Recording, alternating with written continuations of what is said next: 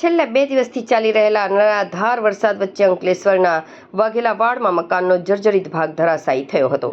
સદનસીબે રાણા પરિવારનો આબાદ બચાવ થયો હતો. બુલેટ અને બાજુના મકાનને નુકસાન થયું હતું. નગરપાલિકાની ટીમે ઘટના સ્થળે પહોંચી જર્જરિત ભાગ દૂર કરી કાટમાળ ખસેડવાની કામગીરી હાથ ધરી હતી.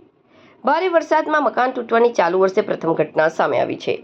અંકલેશ્વરના જૂના શહેર વિસ્તારમાં આવેલ વાઘેલા વાડમાં એક મકાન જર્જરિત ભાગ અચાનક તૂટી પડવાની ઘટના સામે આવી છે.